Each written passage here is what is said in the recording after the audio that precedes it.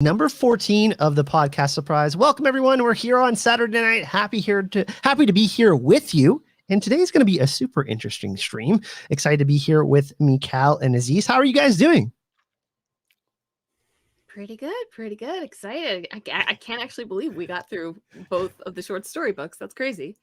I mean, there's so many monsters that we've faced along the way. It is kind of wild that none of us have perished yet. So yeah, congrats to us. Stregs Aziz, we haven't got eaten by one of those yet. But yeah, this is a super interesting one because, and I guess we'll get into it when we talk about it in the stream.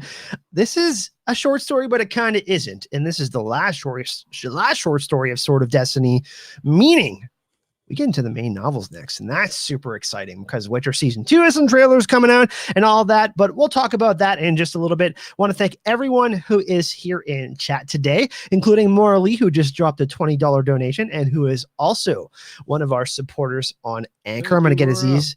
Thank you very much, Maura. I'm going to get Aziz to shout out our people who support the podcast on Anchor in just a moment. But for those of you who haven't checked this out before, two versions of the podcast. The one we do on YouTube, and then we also get the audio that uploads to Anchor, where you can find the links to Spotify, iTunes, and all of that. And of course, if you like listening to podcasts and that's your jam, or you like watching live, but if you do like listening to podcasts, you can go rate us. Spotify, iTunes, and all that really helps the podcast grow. And yeah, it's just super exciting because we're building our playlist of episodes for you guys, and hopefully you're all enjoying them right now as we get into the main novels very soon. So Aziz, let's thank some of our supporters. Let's do that indeed. Thank you, Mara and Andrew and Ryan and Sam and James and Elsie and Amy and Barry. And related to y'all's support, we have put that money towards hiring someone to do editing for us so we can catch up with the episodes that aren't out yet, and we should have a much quicker turnaround on the podcast going forward. So that's cool. We're happy with that. Also, Rob B, who's in chat, Rob Bagaleos, I hope I'm pronouncing that correctly, joined the last time on stream. Add him in there to our supporters. But yeah, as Aziz said, Rob has been awesome. He's on the Facebook page. Of course, you guys, we have most of our community members here. Join us on Facebook as well if you want to come chat in there. But yeah, kind of a milestone, guys. The support you guys have been giving us is really awesome because we got a sound editor now, and that really helps basically cut down on the time we're able to get episodes out to you guys. So yeah, and any way you want to support, whether it's clicking the like button, commenting in the chat, or just listening, it really helps us out. But without further ado, guys, I think it's time to talk about Destiny, maybe, Michal? Yeah, you might even say Destiny alone is insufficient. It's too little. Something more is needed. Geralt the Witcher is traveling when he has a chance encounter with a man in danger. However, the man called Yerga could flee easily, and as we later learn, his assistants have already done so. But he doesn't. Geralt immediately begins to explain how grave the danger to Yerga is. But as we all know, fear tends to impede one's judgment. That which could be judged rationally from a safe, detached distance lacks the perspective of the experience itself. What do we do when confronted with the truth we fear to face? That is the question for Yerga in this very moment. From the Witcher's POV, it's simple enough: flee or die. And he's puzzled by Yerga's hesitancy. Geralt repeats that there's grave danger imminent, perhaps thinking that Yerga is so afraid that he can't move. Close, but not quite. While Geralt sees only the one danger, Yerga sees two, and those fears are in conflict. The thought of losing a year's worth of work, it's unbearable. He wasn't paralyzed by the fear of death. He was paralyzed by the fear of loss, of failure, of not providing for his family, willing to lose his life for something more. Yerga has enough clarity to realize that the Witcher is a Witcher and offers him whatever he wants in exchange for saving him. And as we have seen before, that's quite an offer to make, and Geralt accepts upon condition he be paid according to the law of surprise. Yerga agrees quickly, but doesn't know what to make of Geralt seemingly getting mad at himself for even asking. The Witcher seems to immediately regret what he's done in claiming the law of surprise, and the reader may not know what to make of that either, because, well, what about Siri? No time to consider that now. A fight begins, though it's not exactly clear thanks to confusion and darkness. Geralt seems to have pulled off some of his best witchering yet, as it seems he defeats a very large number of Well, that's not exactly clear either. Whatever they are, one of them seems to have bitten him on the leg, and that's very bad. Enough so that the Witcher passes out after killing all of the creatures. The grateful Yurga, no longer in danger, becomes determined to save the man that saved him. Over the river and through the woods, to Yurga's house they go. But first, they need a healer. Geralt will express later that had he died on that bridge, it would have been a fittingly meaningless end. But Yurga disagrees, saying that dying to protect others is one of the best ways to die that there is, and death is always just over your shoulder. Geralt replies that it is hard to live with doubts, but Yurga again makes a strong point. Doubt. Only evil, sir, never has any. But no one can escape his destiny. Yurga has more insight than one might have first thought, certainly more than Geralt did. In addition to his respectable views on life, he was not fooled or hoodwinked by the law of surprise. Yurga understands that a child will be the price, but knows his wife is past her childbearing years, so he can't conceive of it being a baby. He also understands that one of his existing sons, he has two, might serve as a witcher instead, because dying to protect others is one of the best ways to die there is, and death is always just over your shoulder. You had in mind for a child to be a witcher's apprentice and nothing else, didn't you? Why does that child have to be unexpected? Can it not be expected?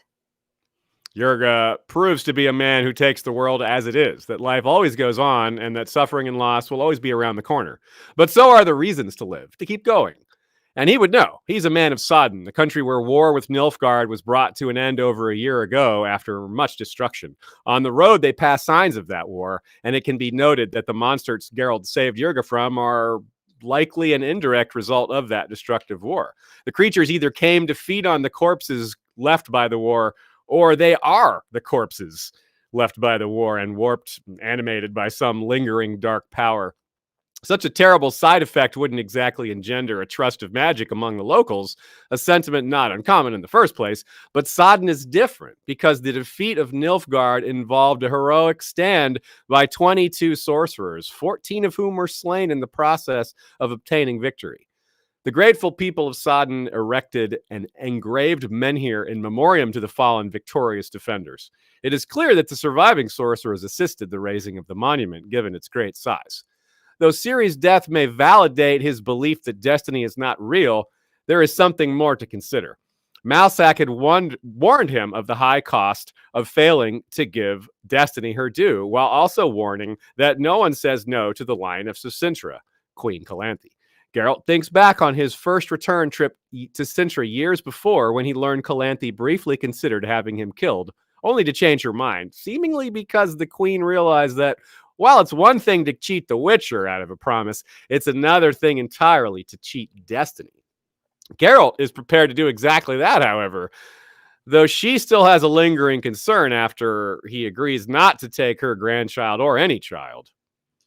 If destiny is not merely a myth, if it really exists, doesn't a fear arise that it may backfire? If it backfires, it'll backfire on me, he answered placidly, for I am the one acting against it.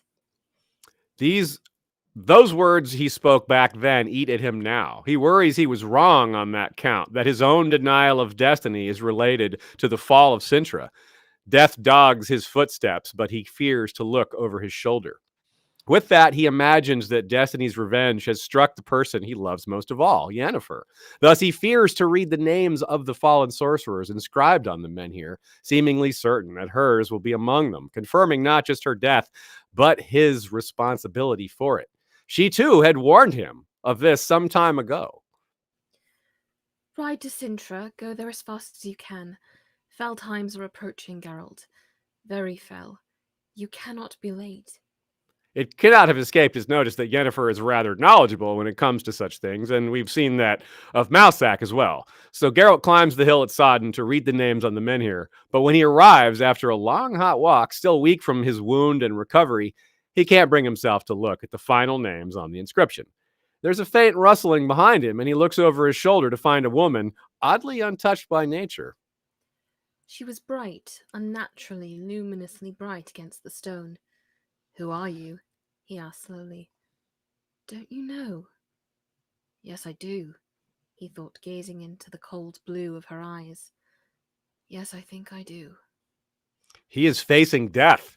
He thinks his time has come, or at least that he's ready, and he tells her so. But Death says to him, Not today. next, he seems to pass out again, or fall asleep, thanks to the magic of the place, or his literal brush with death. Jurga finds him there and points out he didn't have to walk all the way up. Everyone in Sodden, even the children, know the names of those 14. Geralt has by now seen 13 of the names and is still unable to look, certain about that last one being Yennefer of Venegarburg. Instead, Geralt asks to be told her name. Instead, Geralt asks to be told the name, and it's no one he's even heard of. The Witcher was just wrong. Again.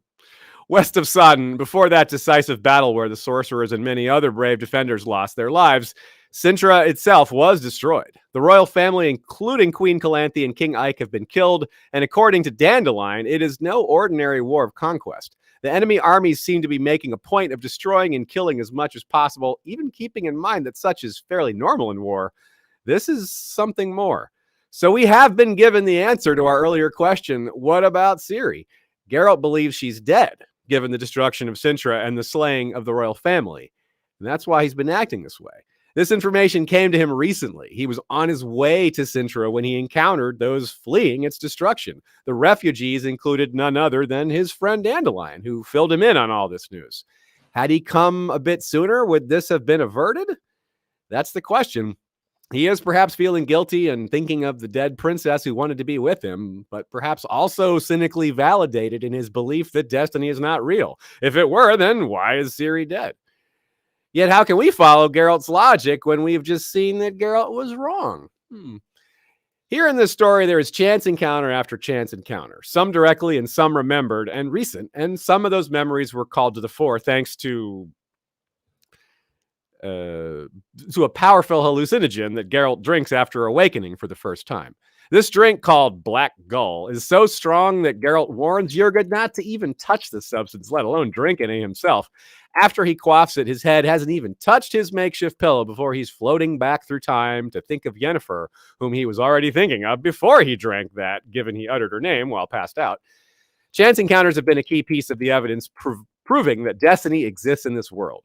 Geralt has been able to rationalize a lot, if not all of it, away, though using words like coincidence, things like that, or by attaching additional conditions to it, as we see Yennefer do in this memory when she says destiny is insufficient, that there must be something more. While still under the influence of the Black Gull, the question comes up again in the present when he wakes up. I'm glad our paths crossed. Chance, she said.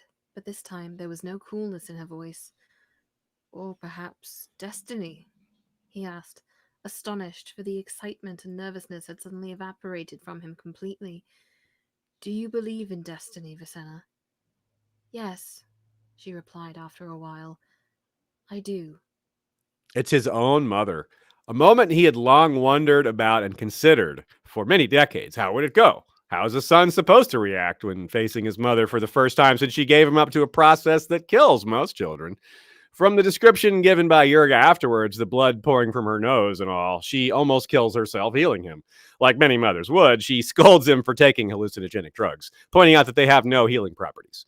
That leaves us to ponder the question why he wanted to take it so badly in the first place while he was hurt.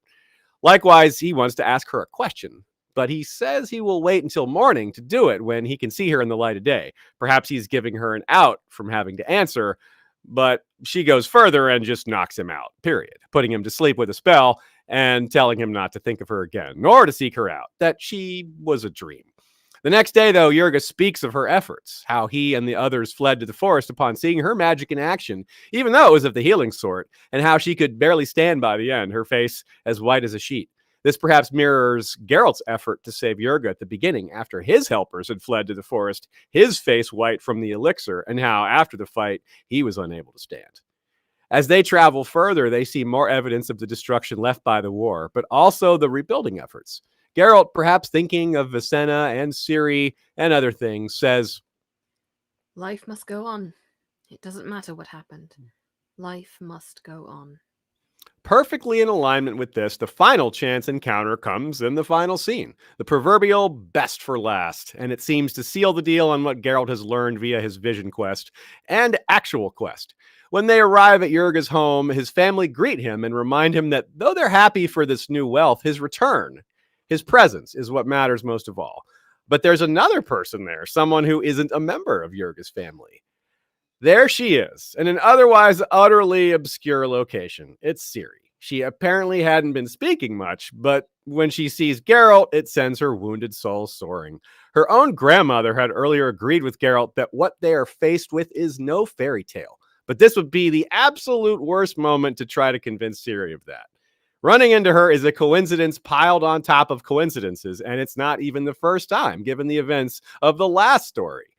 Let this one sink in, folks, because it probably did for Geralt in this moment, too. He has now claimed the law of surprise twice that we've seen, and both times, destiny led him to Siri. Even a stubborn man like Geralt can't dismiss this as coincidence. It has to be destiny. But even that is not sufficient to capture the strength of this connection. Mere words cannot convey that sense either. However, the moment and Siri both demand that he speak. It's just like they predicted, Geralt. Like they predicted. I'm your destiny? Say it. I'm your destiny. You're more than that, Siri. Much more. Whew. Yeah. Wow. Really? Yeah, I know. We're gonna get into our reactions here. I guess we'll go with you first, Michal. This is a really interesting one because you put squishy, which I agree with. I think that we all kind of in our fields, and we're all huge fans of The Witcher, right? Like just clarification, everyone. All of me, Michal, and Aziz have all read all of the novels, so we know the whole story. We're not going to try to spoil that here, but this is a huge moment. This is a huge moment of transition and realization for Geralt. And there's so many things that happen here. Some can be a little bit confusing where I talk about that and kind of explain that. But your general thoughts on the chapter, Michal, because this one, like I said, doesn't feel like a short, it feels like the prologue to the main kind of arc. Yeah, it really does. And I love how, I mean, I kind of feel bad for any like dude bros who were like, I'm reading this for like the awesome fight scenes because no, sorry, you just get a man like stuck in his feels and you have to deal with that. Yeah, I love how we like go through. I mean, I wrote in the notes like the important people, the important women. It's really people, I guess, with when you throw Dandelion in there. But it's such an interesting kind of walk through Geralt's relationships and the people who have been most influential on his life, certainly his life as it is in the present, and like it's emotion after emotion. Like we get a sex scene, we get like his first real parental moment. It's like Geralt's growing up, guys. He's becoming a real boy. Seeing his mom there must have messed with his head a little bit, right? Like we know that like the trial of the grasses, look at what he had to go through. Like, not to say that Vesemir wasn't a good parent because he supported him, but having your real mom and dad in the situation to know that you're loved is such a huge difference, right? Like Siri has kind of a similar situation, which we'll talk about after. Like she's, Calantha she's basically Calantha's heir, so to speak. So there's so many small subtle nuances. We say coincidences, we know they're not, and it really just kind of clicks. It's just like, holy crap, right? Yeah. And this is such a good one because we get more of just the fact that Calantha's in this one by itself gives it like a bump because she's so fun. She has such good dialogue. She has good exchanges with Geralt. We don't get a lot of them, but they're precious. And of course, there's so many feels in this one because you're right. It's just piled on top. The coincidences are piled on top, but that's by design. But all those coincidences are very emotional or lead to things that are very emotional and things that we've been talking about throughout all these stories. They're not, for the most part, they're not new concepts. A lot of them are peaking here. A lot of learning moments, right? Like Sapkowski has led us here. A lot of learning moments, a lot of kind of education for Geralt, a lot of failure, right? Mm-hmm. And now he's like, okay, maybe I can't ignore this. Yeah, right. Like a lot of readers are probably on a similar path to understanding some of those things they hadn't really thought about, or at least they're like, I'm I feel this more now. I understand it more now, that I've gone through it rather than maybe haven't thought about these things before, for example, these certain themes. Yeah, it's like things have been like simmering at a very low temperature for a while and like gradually increasing, and now it's finally like really hitting a boil. Yeah, that's a good way to put it. And there's one other, at least one, not one other, rather several other things we noticed, but in particular here, just to mention a couple of examples of things that show the transition. We don't even have a funniest moments section for this one. It's just this one's just not funny. I do have one funny thing that I Okay, to cool, mention, but nice. Yeah. But that so just small, you'll laugh when you hear it. Right on. Can Kalantha's sarcasm be funny? I don't know. I mean, her wit is pretty strong. Like that's a good example. Like you definitely that works. But there's no like silliness, there's no none of that sort of thing. None of that whimsy, like joie de vivre lightheartedness. Yeah. Right. Because it usually we usually get like a little of that, right? Like it's never the focus. But it goes there sometimes to kind of like comic relief or whatever. But this one's just heavy pretty much the whole way through. And there's no fairy tale comp, right? We usually have some sort of fairy tale comp or influence, and as far as we know, there's none of us could think of one. And they literally say this is not a fairy tale. So I think he's telegraphing that transition as well, that he's no longer doing that. So that seems pretty significant. This one is like you say, telegraphing is he's serious by design. I think ending the short stories with this story felt really impactful. It felt like, wow, this matters. Now we have come to understand that the law of surprise, everything that Geralt did, that means something. It's not just nothing. Sorry, Michal. I thought you. Yeah. Were... Yeah. I mean, I was just saying that like, I was trying to think of like, oh well, strangers meeting on a bridge, like it's kind of evocative of a fairy tale. But then I think Aziz pointed out that the it's not fairy tale, it's a real life thing that they repeat a couple of times, and like that seems really pointed and significant to me. Like I think this is a deliberate like departure from the we've seen the pattern. Yeah, we've seen the trope of like a merchant down bad, his cart's broken down, some sort of, passerby with a horse and a sword, hey, like, what can I do for you? Like, like that's not uncommon, but yeah, like that is like you could use that. You call that a trope if you want. That's for sure. But yeah, I don't necessarily know if it's a trope, but storyline. It's like it's kind of a common, like maybe more a common occurrence, that we've seen in stories something like familiar. Game of Thrones. Yeah. So just as an aside, real quick, we'll get this out of the way so folks understand, because there's a huge side topic here. Maybe not huge, but big enough that it's significant to slice off and deal with separately. We're going to talk about the war with Nilfgaard and just kind of parse it out and make sense of it for everybody, just so it makes more sense and is well staged for before the main series. So we're going to do that separately as part of another episode rather than doing that here. So it kind of makes us lets us focus more on the story and set those events up in a different place so that they're nicely separated. So we'll talk more about the story structure, kind of the craft, the lore connecting these characters, the mirroring. We always try to make sure there's always a ton of that here. And yeah. There is a lot here. Like we mentioned some examples in the synopsis, but it's nonstop. It's great. I love it. And like Aziz said, like there will be times like, once we get further into the books, there's other battles. We can do whole sections on that. But just like for the sake of the podcast, we've had a pretty, I talked about this in our meeting. We've had a pretty good flow so far. So we're going to try to keep it flowy for you. That makes any sense. So yeah. like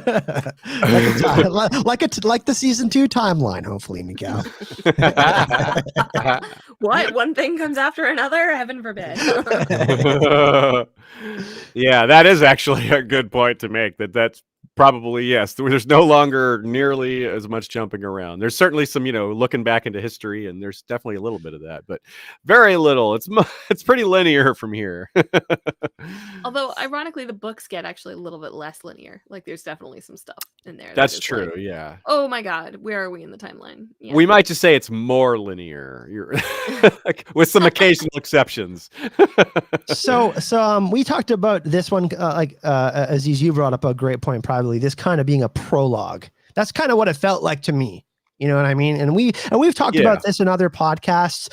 We are getting to this last short story. We've kind of previewed it, kind of teased it a little bit, that this one felt a little bit different, right? Like this kind of, like I hate to use the Song of Ice and Fire as an example, but when you're getting into a new book and you have that little I'll look at my blanket in my background here. Only with two awesome Song of Ice and Fire content creators here, but it's setting the stage, right? Like that's what it feels like when you read a prologue, and that kind of what it felt like to me. Yeah, I think this is, of all of the stories, this is the one that makes the least sense on its own. You put it that way. Like you're like, who are these? Like what? Like the other ones, there's at least some bearing, but like you get so much character work in this one. There's so much character work like with someone that you just have to be familiar with for it to make any sense. And then all these people he knows. So yeah, who are these people? But, like this story is one of those reasons why it's so difficult to recommend like just a couple of short stories. Like just read this one and this one, because this story is as successful as it is because it comes after so much that we've experienced before, and like it really, I mean, I see it as kind of like a two-parter with the Sword of Destiny story, which actually has a lot of the the idea of destiny obviously is very explicit in that story, but also we have Geralt remembering his conversation with Calanthe that we see in that story. And obviously this like bookends the encounter with Siri that he has in that story. So like it is definitely a prologue to the main series, but it's also like just a really successful conclusion to the journey that we've been on in the short stories. You make an excellent point. Perspective is important, right? Like if I had to recommend a couple of short stories for someone to check out from the Witcher books, I say, hey, like obviously read them all because I'm a huge Witcher fan. But you would have to say, well, you can't leave out the Sword of Destiny and something more because Geralt and Ciri meet, and there's so much context to what is going to be happening in the main novel. So it does kind of feel like that. It's like, I would like to recommend some of the other ones, but this one is kind of like really, really important too because of the points it makes. Like if you could only do three, right? It would be these two and one other one. Yeah, and I'm not sure which one Maybe it would be. The Last Wish. Yeah, I was going to say that was the first one that came to mind for me too. The Lesser Evil will probably be another one. Or Bounds of Reason, since it starts this the banquet kicks this all off. But I guess you can do without that one. Maybe just kind of feel your way through it, but no, it's tough. And now our list is growing to 6 or 7. See what we're doing here? Just like we try to end the podcast on time when our podcast time grows. Anyway, so another thing that seems a little different here, that we get a POV from Yerga.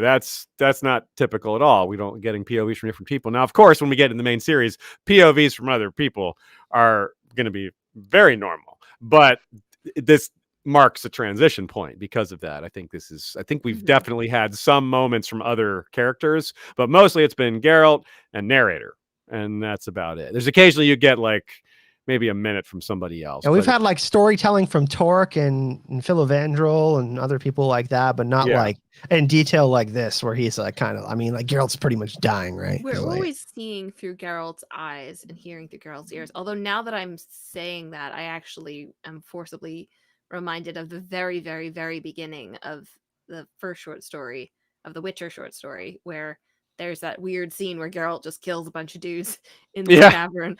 Like, he wants to meet up with the guy.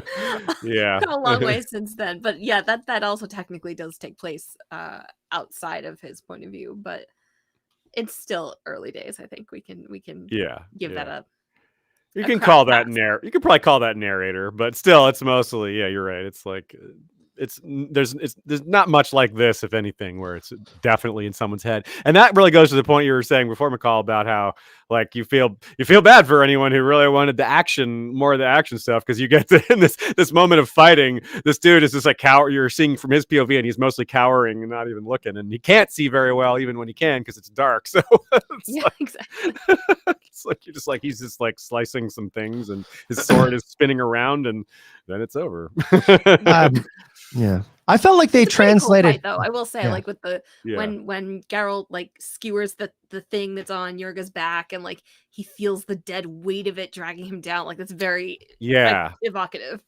And they did a pretty good job with the show version of it too. You're like, oh, those Dude, you literally No, read thank my you. mind. I was No. just about to jump in to say that. We were talking about that privately, like the Kalantha stuff, the flashback in the cart. We didn't get to see much of the Vicenna stuff, but I really did feel like this was a pretty good translation. And we'll talk a little bit about a translation that Ludmila pointed out as well. oh yeah. So that's kind of important too. Massive. Like I'm still a little bit like, what the heck? Should we write to someone? Like, We might as well talk about it now. So, okay, so we had this question for everyone. We're like, why does Calanthe consider killing Siri? Because it's quite explicitly says that in the book. But that's not. And by the way, that's not what happens on the show. So we're like, infant, much less. Yeah, like, as an infant, yeah. And so we for those of you who saw, it's a few of you who saw this in our Facebook group. Ludmila responds to this question is like, oh, that's a translation error. It's supposed to be that he's told to kill Geralt. That Mousesack is told to kill Geralt, and he's like, and I was ready to do it because no one says no to Calanthe. But then she changed her mind. So that's a pretty massive difference. I mean, so big. Well, it's quite clear that they translated that well in the show, and that's what I was saying to Aziz. I was like, hey, like they made that very clear that Kalantha was trying to protect Siri. Like she was so frightened that something was that she was gonna lose Siri, like she lost Pavetta. You know what I mean? And part of why that was so confusing was because it doesn't track with her other actions here, you know. Like she is so protective of her, and like you get that sense that they have such a deep relationship. And then it's like, also it started off with me planning your murder, infant baby. The one thing that sort of made sense about it is when there's like this note that she may have been willing to kill the child rather than allow her to be captured. But that's like the only thing that's even close to related, and that didn't even happen either. So and by the way, that is a common occurrence in war from ancient history. Like you're getting sacked and you're getting killed, that your own family if you're a royalty, you would kind of die by your own hand essentially if they knew that you were going to be tortured or raped or anything like that. Yeah, or enslaved. Yeah, definitely. Yeah, it's or used for power in negative ways, I guess. Yeah, awful choice to make, but yeah, you're right that's definitely a choice people have faced, and it seems to be that's also how it was portrayed. Again, to mention the show, that's how it was portrayed there. That a lot of people taking their own life. Makes sense for this situation. And that's part of Kalantha's fear as well, because she knows, right? She knows that Siri is special. She knows that she could someone getting a hold of her would be a bad thing, the wrong, like a villain getting a super weapon, essentially. Yeah, we've seen that she's got power. Yeah, so we saw what happened in the forest of Brocklon. Like, this is just powerful magic just doesn't work on her, and she has prophecies. Okay, where is this going? And Ryan makes a great point. They did that in the show when they passed out the suicide shots, and Kalantha says, obviously, go. So another, I said, that for me was one of the best translations from the book to the show, because it is kind of confusing the way the story structure works in this one for sure. Yeah. So if we get back to the story structure, one of the reasons that I guess you guys might have different ideas on this, that we lose Geralt's perspective during these really key moments is related to what's happening very crucially. Like at the beginning, the thing that seems to be removed from our direct perspective that we would normally see in his mind is him asking for the law of surprise, and us not realizing the things that are on his mind. Like, we don't know at this point in the story that he thinks Siri is dead. That's something that comes later in the story. We're like, oh, at this point he's already found out Sintra's been burned, so he thinks Siri is dead. So he's going to be having really dark thoughts, or at least thinking a lot about stuff that would be a lot to handle to try to make the story go somewhere. So you're in Jurga's perspective instead for all that. And then at the end, when he has this great revelation of seeing her and like, oh my God, there she is again. It's also, we see it from someone else's point of view, because it would just be, I don't know, it'd be hard to, it'd be so overwhelming to get that from his point of view. It'd be, it's almost better to see it from the outside. Mhm. Yeah, it's also, it's an interesting tempering of the emotion, because it as we said, it's such an emotional story. Like, I mean, Geralt meeting his mother is like, I mean, from left field. Like, you expect some of the Yennefer stuff, but like, Yeah. it goes really hard. Like, there's a line about how like her voice like was triggering memories that shouldn't even have existed, and it's like so like gut feeling of a person's relationship to their parent. And I feel like, I don't know, but maybe part of the choice was to to keep the focus on that, and then let us kind of feel it, because there are no questions obviously in that, like what Geralt's feeling. We know everything about that. But to leave to our imagination kind of, I guess, the bookends of where Geralt begins with what he's feeling at the beginning, and then how it culminates in the realization that Ciri is alive. I will note one detail, which is that in this little section when Geralt is he goes up to the hill of Sodden, and he meets death, like you do. There's a line that he's still like, his leg is healed, but he's still like favoring it. He's protecting his leg. And then Jurga notes that he had never seen a man run as fast as he sees Geralt run when he hears Ciri. And like, I think that it's a different kind of emotional music, like it's a different kind of harmony, I guess, to like, it's direct and offset, but you kind of get the impact just as well. Can I ask you both a question? Did you Yeah. truly feel sorry for Geralt in this story? I felt sorry for Geralt, like, like the stuff about his mom and him facing death and him saying he's ready for that. But then by the end, I felt hopeful. I was like, oh, damn. Like, he's starting to understand his purpose, I think.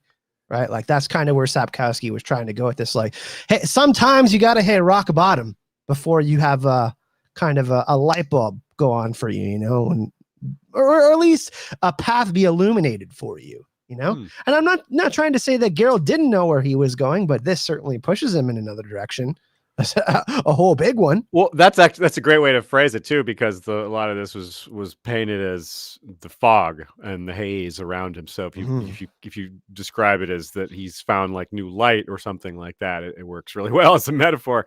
Yeah, like, certainly I did feel like some of these things you feel really bad about. Like, personally, I've never met my own father, and I've wondered what I would say to him, or how that would go. So I can certainly feel some connection to that aspect of it.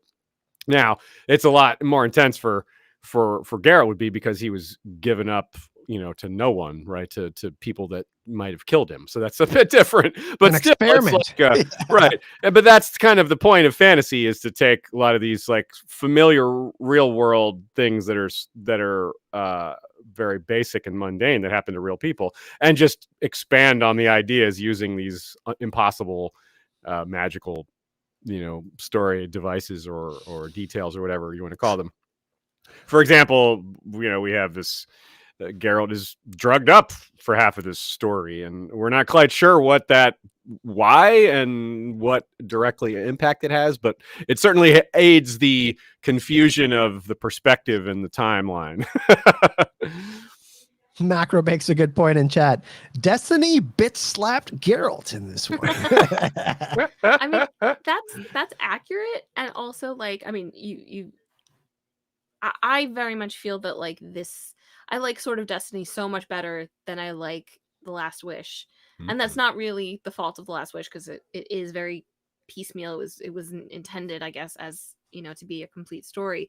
But you can really trace Geralt's emotional arc through the Sword of Destiny, and like this is really a culmination. Like I think Eithne has that line about how Siri has to pull him back from the blackness in Sword of Destiny, the short story. And I think Geralt is really close to that blackness in this to going into oblivion. He tells Dandelion that there's nothing for him on this side of the river. And I almost wonder, like, I mean, he takes Death's hand. He's like, I'm ready. So yeah, you're totally right. You're totally right. I mean, why else would he stop with Yerga, really? I mean, like, it's not really his MO, just like random individual people, Yeah. Like, certainly interesting though, because he was about to give up and then Ciri's there. Right. And he asks for something he doesn't think is going to happen. He doesn't believe in destiny. I'm asking you for what you find at home that you don't expect. Like, he doesn't think that's going to happen. I think Geralt is like as far as he can go. And then he is literally saved from that by Siri and by the revelation of, something more, a greater purpose. It's vaguely like, maybe a little more than vaguely, but it's a little bit like in Shard of Ice when he goes looking for a fight there. And doesn't bring his sword or whatever, and like, next time, Witcher, you want to just hang yourself instead or whatever it was. It's like, what was your intention in that situation? You know what I mean? He was like, and you can see what he says later. I think you're really onto something here too, because he also says, we pieced it all together. He's in a bad state. If we piece together all the things would be thinking about at that moment, he's blaming himself for Ciri. He doesn't yet know about, and Sintra. He doesn't yet know about Yennefer, but it doesn't seem to come to a surprise. It doesn't seem like a surprise to him when he does consider that he's responsible for her death. But so he's looking for. He says it would have been appropriate for him to die like that later. So it does seem like it may have already been on his mind. Dying was kind of right there for him, and he's like, "Yeah, well, that's kind of what I was aiming for a bit." So yeah, I think you may have nailed it there. But then Destiny was like, "So you're not a believer? Hold my beer." Shaking him like, listen, man. We won't talk about what that other comment macro. That's a little bit of a spoiler. That's fine though. But yeah, it is so interesting how Sapkowski also, goes about this one. As canon, so we're not going. It really is interesting because Sapkowski like loves to play with you. You know what I mean? He's a lot like George R. R. Martin in a way where he likes to invert things and kind of trick you and put red herrings in there. And he's just like, I feel like he was a lot more straightforward in this one. He was like kind of hitting you over the head with the kind of the themes and kind of the point of it. Did anyone else feel like that? I don't know. I kind of felt like that. I felt like it was more clear to me. Well, I think what he does is, it's more clear. I think you're right. Like, some of them are very straightforward. Some of them are familiar because we've been seeing them. Some of these themes we've seen repeatedly. But also, I think that he does this combination of, there are some versions of very straightforward themes, and then there's the same themes that he also paints like as highlights or as undertones. If you're to use Michal's earlier analogy of songs, there's this heavy beat, marking destiny and fear and all these other recurring themes, but there's also like a minor synth playing in the background that's also speaking to these same themes, but in a much more subtle way. So it's like a harmony. So you can look for the obvious ones, but there's also the subtle ones, which I think is cool. Yeah, and I think part of what offsets the, I guess, clearer thematic point is the structure of the story and the way it's told, because it is very confusing, even just on a sentence by sentence level. I just find it really interesting that like flashbacks are not denoted. It like Geralt like literally is like in the present with Yerga. He'll turn his head, or he turned his head and he's at Beltane. Yeah. And like it's a really interesting, and then you have those weird trippy things like with his mom, and then even more so the conversation with Death that are happening in the present but feel like flashbacks or dreams or whatever. I think that's kind of maybe what's being used to obscure some of the some of the more obvious points. But I mean, I agree that, like, I mean, look, if we haven't earned some of the statement of theme at this point, then like, when will we earn it? You know, we have to read another 5 books. That's funny.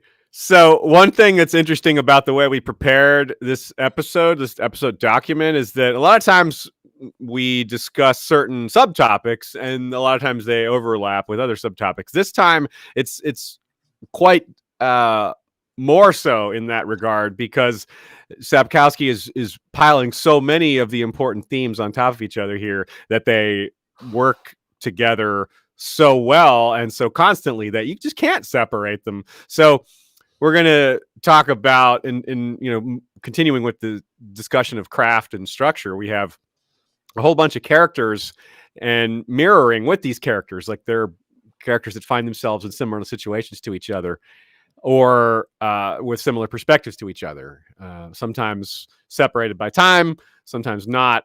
And let's start with this first one, about the perspective of this war. Like, we have Dandelion describing what he sees here.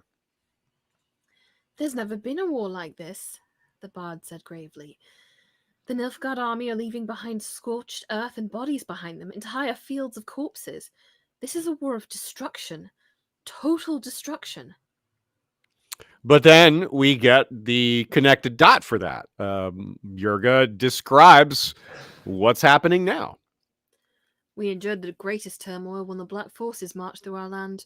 True enough, it looked then as though they'd turn everything here into a wasteland. Many who fled then never returned. But fresh people have settled in their place. Life must go on. And I totally forgot to write this, but and as an American, call me out if I'm speaking bullshit, but it strikes me as kind of an interesting thing to come from a Polish author, when Polish history is a lot of like, you're Germany, you're Russia, you're, like my family comes from Poland, and like it's hard to figure out which villages are which, because depending on the point of time they'll have belonged to a different country. And like, yeah, so that kind of strikes me as a life goes on in Poland no matter what. Oh, again, yeah, if I'm wrong, call me out. Interesting. It's a good thought, regardless if it's accurate. It seems like you're onto something. Interestingly, too, this is okay. So this is supposedly about a year later, apparently. So this is that much transition. I think there's an emerging theme here that hasn't been as apparent. We've, or rather, it's maybe a sub theme. We've pointed out many times how Geralt mansplains magic, thinks he's right about a lot of magical things, turn out to be wrong on quite a few of them, right? Not all of them. He's right some of the time, so, but he's wrong a lot. But when it comes to reading people, he's much better at that. Like in this spot, he read the situation like the war, because Geralt argues with Dandelion. He's like, all wars start for money and power. Like, why? What's different about this one? And he's like, no, everyone's being destroyed. And he's like, no, Geralt was pretty much right. I mean, but there are other factors. He's right. But basically, it's not really, the means being used aren't that different. It's still war. Even if the goals are a little different, it still has the same impact on the people and all that. We talked about Geralt's morality as well. This leads to his moral code. This is why he chooses not to involve himself in political matters, because he knows there's always some sort of intention for power, money. And we certainly know from watching season 1 and reading the books that Nilfgaard is very, very Lannister-esque. They want to acquire more land. Yeah. When you name something an empire in your novels, you're definitely kind of making, and it's aggressive. Then and you wear black. That's generally a bad thing. Oh no, the white flame dancing on the graves of his enemies is a totally benevolent force. What are you talking about? Yeah, that guy, he's real nice. So here's another perhaps more straightforward piece of language. This is one of the ways that we know for sure that this person is death that Geralt interacts with, even though I still wonder if he was really encountering this being or if it was some sort of dream state or whatever. I don't know. But the language here makes it very clear that is one of the things that makes it very clear who it is. Here's Calanthe at first. They say that death dogs your footsteps, Geralt of Rivia, but that you never look back. And then Geralt says to Death, They say you dog my footsteps. Captain Geralt, cite your sources.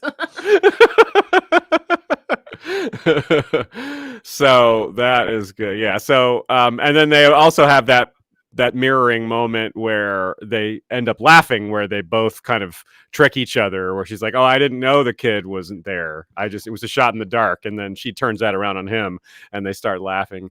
And then they both admit to being afraid, which, and Calanthe also like has that moment where she respects him more because he's like, I'm not, I don't want to do this. I don't want to take a kid. This isn't really what I want to do. And yeah, so she calls out Ike my permanently absent husband. That was interesting, right? Like, what's that going mean? on there? I like Ike. What's wrong with him? No, I like Ike too, and they seemed so like they were really vibing, but I don't maybe know. It's a war thing. I don't know. But yeah, that was a peculiar and interesting comment to take note of. Yeah, my permanently absent husband. Yeah. That's a pretty deep jab, if you ask me. Yeah.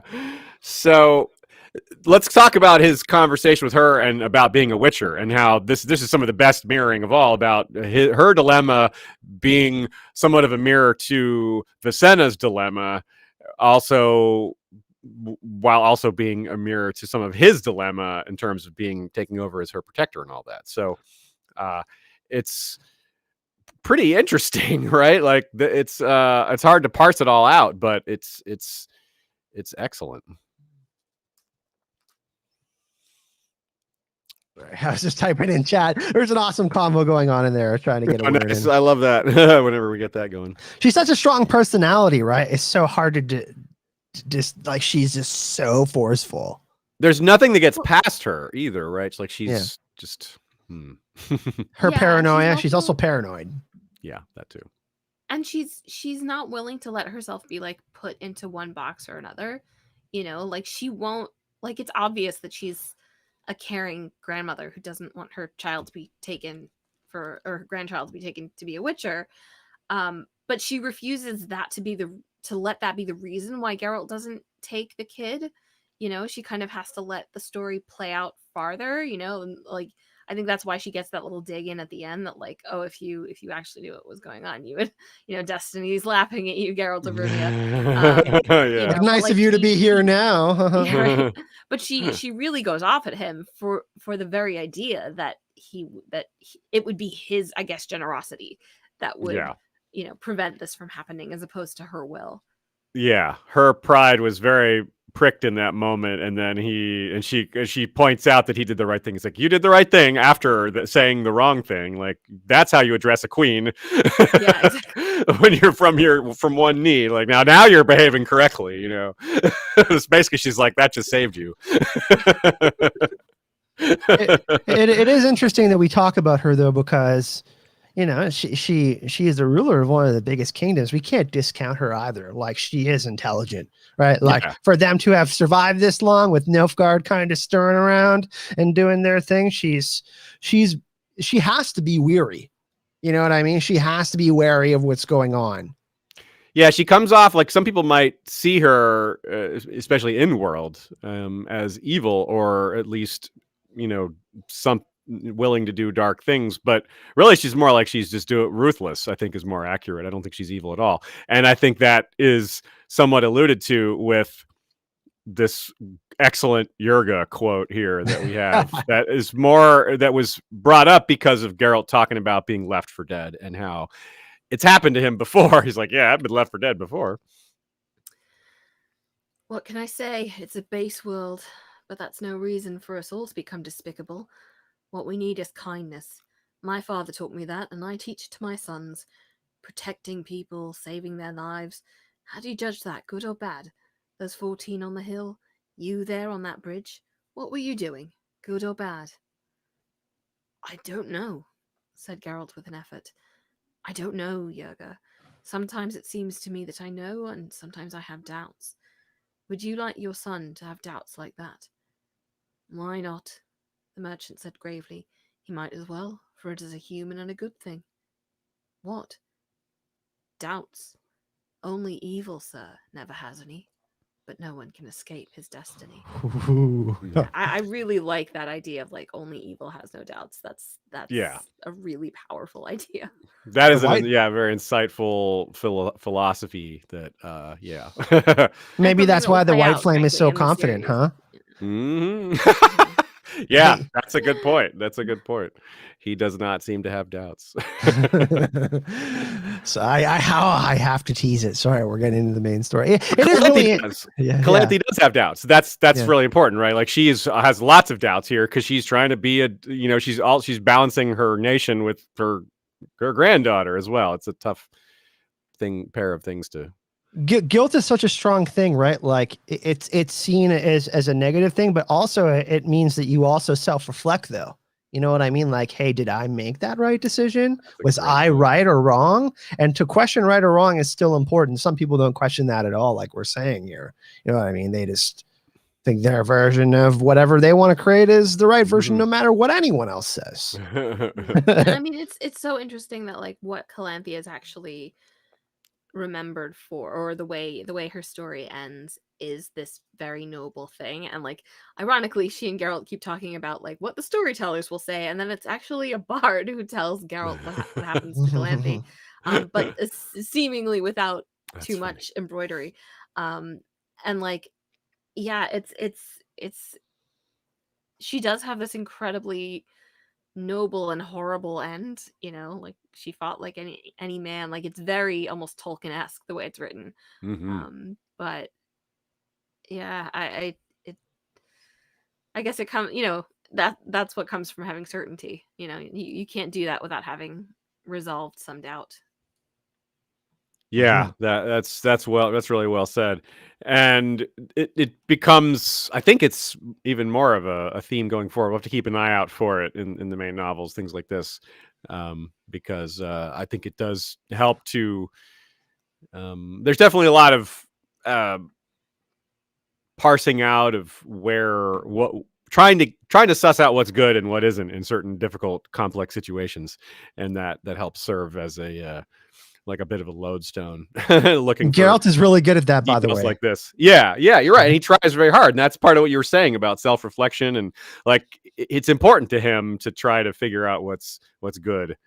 The thing is, he's already figured a lot of it out, or he thinks he has, and so instead of seeing the process of figuring it out, we see that he's already decided, and it's just it's funny because he's usually it's funny because he's usually giving advice to these big kingdoms and stuff because he's been around for 100 years, but he can't seem to understand that destiny is here. You know, it's kind of ironic. We still have these, these two interesting things going on. Yeah, and there's a certain amount of what was I just gonna say? Damn it! I had an idea and it was in my head. Ugh, it was really smart. We'll come back. Oh, you got it. Cool. Yeah, came back. There's something about doubt that I think a lot of is easily confused with nihilism, right? Like you can't be sure that anything's true and all that stuff, you know. But like, I think what you know Sapkowski is saying here, because this story is very anti-nihilistic, and the story the books are in general, although they brush with that a lot, is that like a doubt is not a sign that things aren't worth fighting for. You know, it's just a fact of, it's almost an evidence that they are, because you can think about it and have questions, and you know, which is why the title is Something More.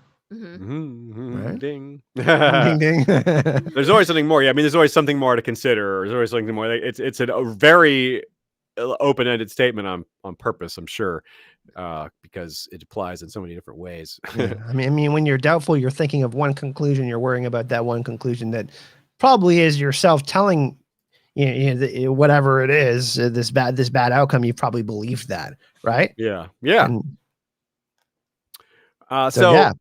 so a lot of these characters help us navigate through some of these topics as well. Like Yerga himself is, of course, these conversations are obviously really important that he has with Geralt, but the kind of consistent thing that happens is he's basically got the opposite attitude about Geralt on a lot of things. But Geralt he kind of finds himself having to agree with Yurga, or at least not being able to disagree.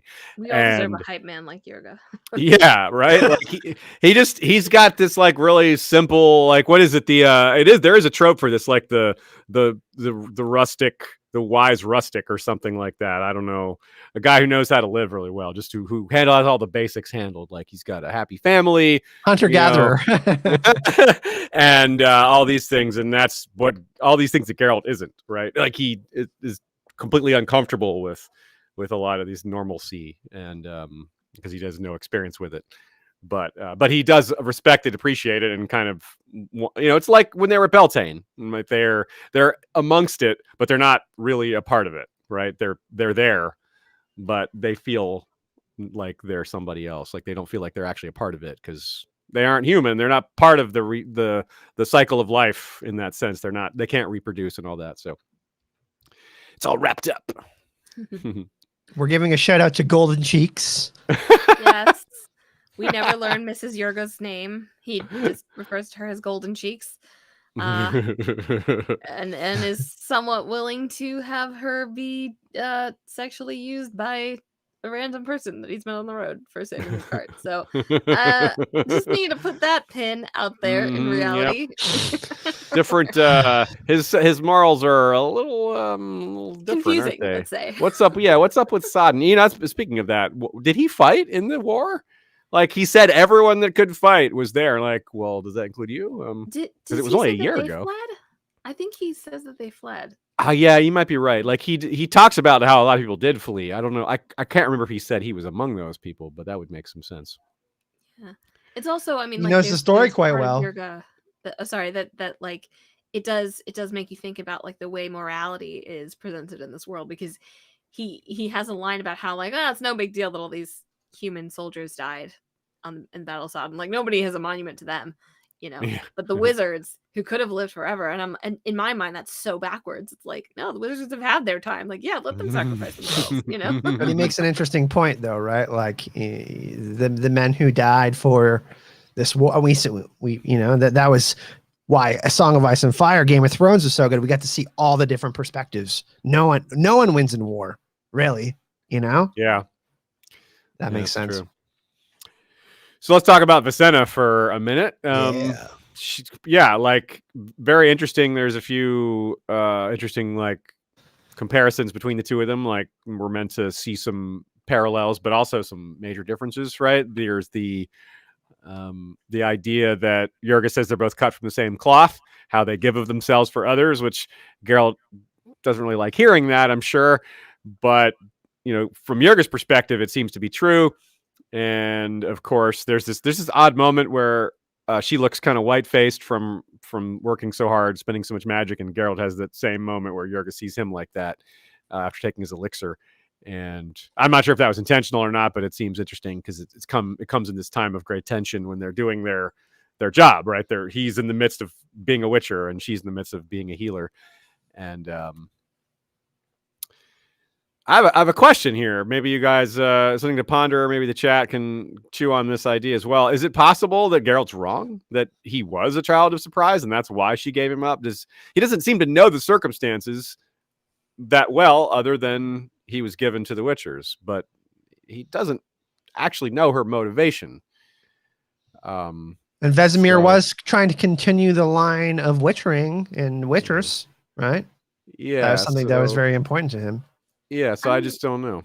I think he actually would have had to have been a child of surprise, because I mean, Geralt even says it himself, like when he's talking with Calanthe, and she's like, "Oh, I thought sorceresses couldn't have children," and he says, "I'm sure she thought the same thing."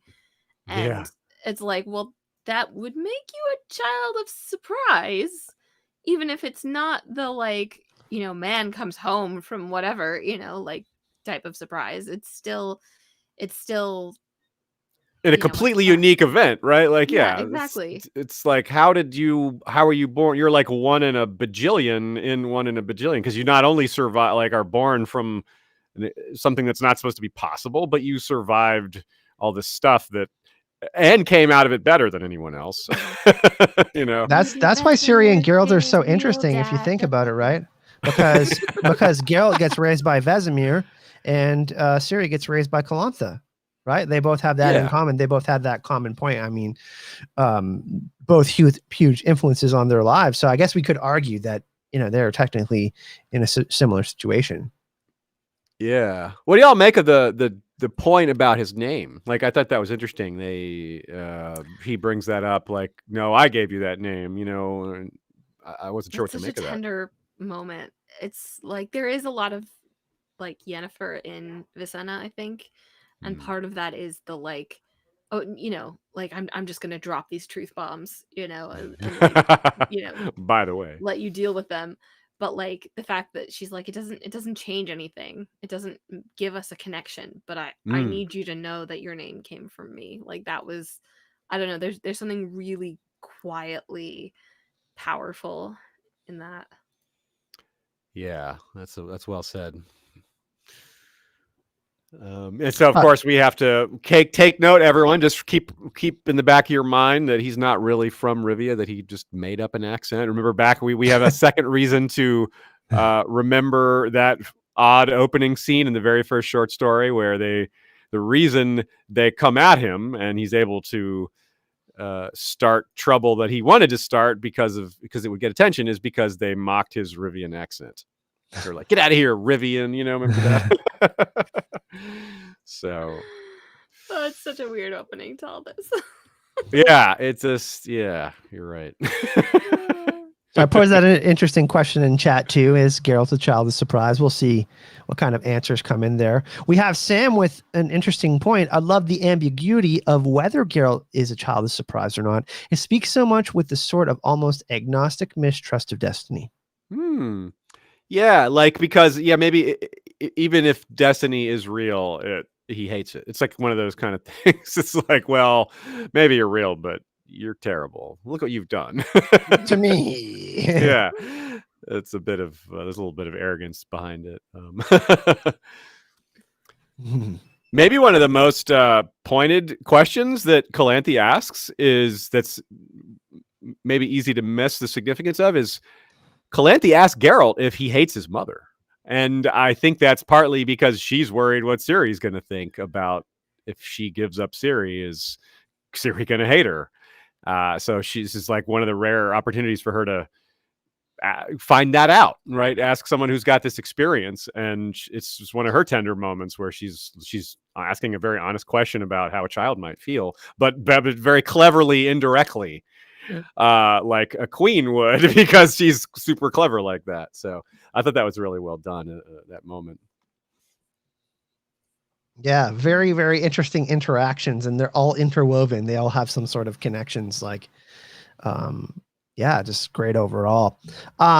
Shall we? Are we done with Vicenna? Shall we get into Vesemir a little bit? Yeah, what do you have to say about Vesemir? He's interesting. Like, he keeps popping up off page. Like, we obviously haven't seen him yet. I guess minor spoiler, we're going to, but as a father figure, like, that's basically his parent. That's what his closest thing he has to a parent. So that's part of why he's introduced here as the transition away from his mother when he can barely remember to someone that he's known his whole life. It's still around, his long life. And it's not a big spoiler to say that Vesemir is going to be in season 2 of The Witcher. He's going to play a big role, and he plays a big role, obviously, in both Geralt and Ciri's life. But yeah, Vesemir is an interesting character, right? He means so much to Geralt, just like Calanthe meant so much to Ciri. Would you agree? Yeah, I think so. It's a pretty even though Geralt kind of resents him for having to go through the trial of the grasses and all that shit. Yeah, I guess you can't blame Vesemir for that. I mean, he's not I don't know. It's also kind of ambiguous whether Vesemir is the one that made him do that. Like, right? Isn't he just, he's a swords teacher? He's he wasn't like the administrator or like the head of the school or anything like that. Yeah, I mean, there's a lot of ambiguity. I think it has the potential to be have a very like dark background to that relationship. Like, there's a line, I think it's also from the Sword of Destiny story, where Geralt is thinking of being a child, and little witchers being hungry for stories, and all they get is the aching of their muscles, after the end of a grueling day of of training, which Vesemir would have been responsible for, regardless of whether he was the administrator of the Trials of the Grasses. So I don't know. I mean, I think there's something that Geralt doesn't get from all of his relationships, that I think is a defining quality of some of what he is, and he starts to heal in that way, I think, through the series. But there's a reason why he and Yennefer haven't worked out yet, and despite destiny, and I don't know, maybe that in that respect for the two of them, the something more is that there's just something missing in that. He has to be accepting, right? He has to be willing to receive that, correct? Mm-hmm. He has to be more open to the possibility instead of just saying, "Nah, I don't believe in that shit at all." There's also a certain amount of being used, I think, that happens in that relationship that also would happen in the Vesemir relationship, and obviously happened with Vicenna. There's gaps in all of that. And that doesn't mean that they're bad relationships or that they, aren't important. Sorry, hang on.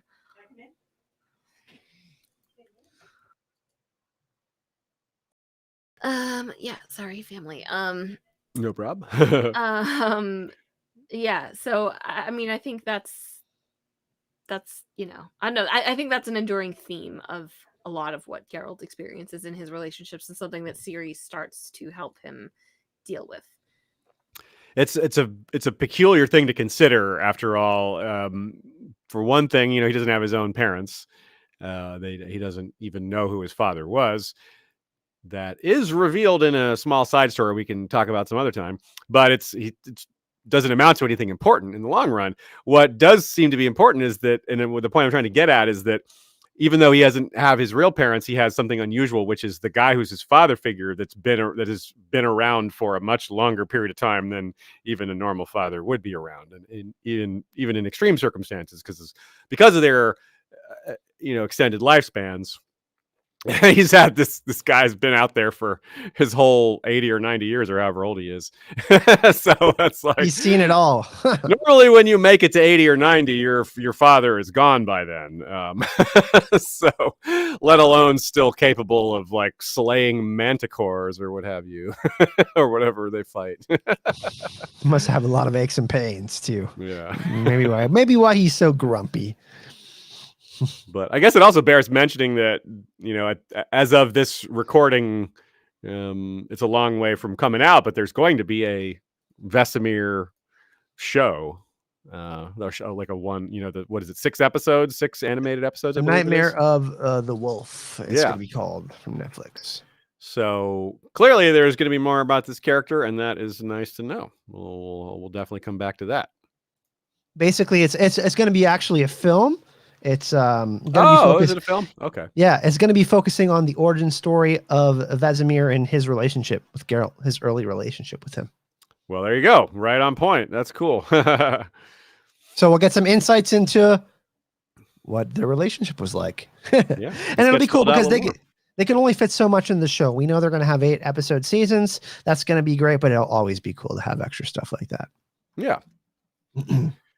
Some of the other big themes that are wrapped up in all this, rather than just being wrapped up in the characters or the story, some of it's wrapped up in the lore, and that's pretty cool. I think with Beltane is one of the biggest parts of that, and so is death. We have these really powerful natural cycles or ideas or concepts, and let's talk about that. We've got this couple of really good quotes from Yennefer here, really powerful. Yeah. After our winter will come the spring, and we shall not be reborn. What finishes will finish along with us. But both you and I are drawn to those bonfires, though our presence here is a wicked, blasphemous mockery of this world. So that is... What's that? Yeah. Intense. Very intense. Yeah, I guess so, yeah. She's pretty serious there, yeah. She's not in a chill mood. It's funny because what was it, 30 seconds before, she had ensorcelled some young blonde boy and was leading him off to a bush, to have her way with them. And now she's saying this. I mean, It's like, I think whoa, change of you mood. could sort of take that as like she actually says to Geralt that she doesn't want to hook up with him because like the idea of hooking up with him on the same terms that she would with that kid, just seemed very wrong to her. And I think that's sort of part of like, maybe Geralt has the black gull and she has, meaningless sex. You get the sense that that's why Geralt's there too, right? Like, that is a there good to have point. a good time. Yeah. The black gull thing, as far as like, is he medicating? Is he trying to like, because people definitely do that. That's certainly not uncommon. People do hallucinogens to have experiences or to move past something or to resolve emotional blockades or what have you. It's difficult to find the right phrases to describe what people are thinking, because it's a very personal thing. But I think you're right. That certainly occurred to me. Gaping leg wound. Yeah, that is. Especially on occasion like Beltane, right? Beltane is a moment when there's a transition, right? Mhm. And, yeah, you're right. That's like the whole point. And then transition to more flowery times, I guess, or more prosperous times, which kind of fits this story, right? A little bit of going from, I don't want to say the time before Beltane is darkness, but certainly there's more light after you pass through Beltane. And of course, Beltane is on May 1st. So we were almost close to having this episode on Beltane, but and of course that is supposedly Ciri's birthday. So this is also has some meaning in terms of lining up some events and having things kind of point all in the same direction, which of course climaxes with Yennefer flat out saying, "Go back to Sintra. Don't do it for real this time." Well, that's an important quote that she says, nature is born again, the cycle repeats itself, but not for us, Geralt. We cannot reproduce ourselves. Which is a really important, theme in the story. And obviously how both Geralt and Yennefer will kind of find their legacy is in Ciri. But I think that's also important to just counterpoint with what Sapkowski kind of has both Geralt and Calanthe say about abortion. And it's like I just wanted to call out that like very, it's like the sacred right of every woman or something, and cannot be, doesn't bear debating or, whatever the way they put it. It's very full-throated and not something I expected to find in this series. I think I was when I listened to that for the first time, I was like in Disney World. I was like waiting on a really long line for something, and then Calanthe and Geralt just start talking about the right to choose, and I was like, "Oh, dang! Okay, cool." Yeah, that was kind of surprising, but yeah, like, all right. But so there's this, and so there's this fear element. We've talked about it off and on throughout this episode. We can maybe focus on it a little bit more, and who wrote this excellent note here about Michal? Well, if it's an please excellent expand note, of course on it this. came from me. I should have known. Notice how fast I said that. I mean, this we were talking about fear and the fear of death, and you kind of have three things, right? You have fear of death, and you have death in this story. And like, it's easy to kind of go along the lines of like, oh well, Geralt's afraid of death, and that's why he doesn't look back and all of that. But I think it really carries on from the Sword of Destiny story, where Geralt isn't afraid of dying. He's afraid of like carrying the infection of death to other people. And that's why he doesn't look behind him, because he doesn't want to see the corpses that have, been stacking up behind him for years, and would, even if he wasn't, this way, because even if he didn't attribute it to himself, because he's living longer than all these people. And, it's the reason why he leaves Ciri, in the end of that story, is because he can't expose her to this. He thinks it'll be his fault if she dies, which obviously leads to what he thinks happens when Dandelion tells him what happened to Sintra. And I think it's also why he's so convinced that the 14th name on the monument has to be Yennefer, because it couldn't end any other way in his estimation, right? Like, he would, of course he would, cause the death of someone behind him who he loved, and not be there. He says I was in the north, like that's kind of his weird comment about the whole thing, and it's sort of like, because he wasn't there almost. It's Feel some guilt, right? Yeah, I mean, it's a major guilt thing, but it's almost more than that, because he feels directly responsible, and he fears that he's lost her, which kind of brings me to an interesting point I kind of want to bring up. There's always been this argument that there's two main decision making processes in life. You either make a fear or love based decision, right? And we can argue that everyone wants love. I think that's especially for humans. We can argue for all living things, but decisions made out of fear usually tend to lead you away from that. Like, I don't want to say all of them, but you could say that more fear-based decisions have negative connotations towards those types of decisions that you're making. But when you make decisions out of love, you're more optimistic and hopeful, like we kind of see towards the end of this story. So I guess it's really interesting that we bring that up, right? Yeah, absolutely. I think love is one way maybe we could think about it is fear is one of the very few emotions that can contend with love in terms of its intensity, and it's the way it can overwhelm a person, or the way it can dominate all other emotions. That is pretty huge. I think fear is one of the few that can be so overwhelming like that. It can cripple you. Yeah, absolutely. And we see that right at the beginning, and that's huge. And then it just stays throughout the whole way. That's why Jurga's quote, when he and Geralt are talking about, he's like, oh, well, the land will be good as new, and actually even better because of all the death, because it'll be more fertile. And then Geralt asks, are you afraid the Nilfgaardians, the Black Forces, will return? They found a way through the mountains once already. Well, we're afeard, and what of it? Do we sit down and weep and tremble? Life must go on, and what will be will be. What is destined can't be avoided in any case.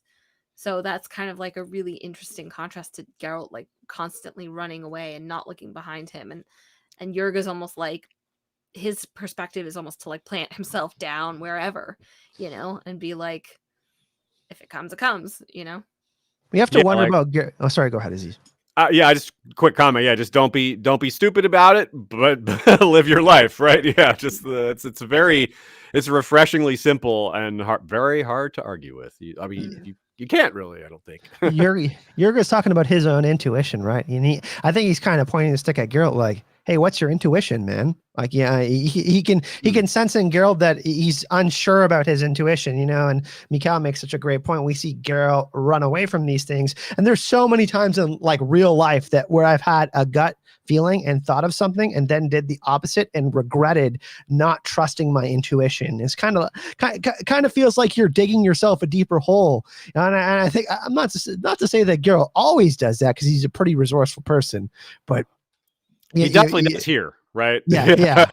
Like this whole idea that he's so responsible, like he gives himself, it's almost arrogant. Maybe it is arrogant. Maybe, I don't know about almost, like he blames himself for so much. But on the other hand, if you want to argue the other side of it, if he's accepting that destiny is real, which, he needs to do, then it's hard to say that it's not his fault, that all these deaths aren't his fault. So it's kind of damned if you do, damned if you don't on the calculation there. And that's probably part of what makes it feel maybe so hopeless, which takes us back to why he was perhaps seeking a way out through a last stand, at least doing some small good on his way out, something like that.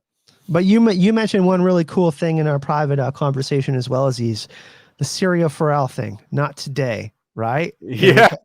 Right. So we obviously get that here, but can you explain what you told me to everyone on the podcast? Yeah, it's like the opposite, right? He basically comes up to death and is like, I'm ready. He's kind of saying, I'm ready to die, but death says, not today.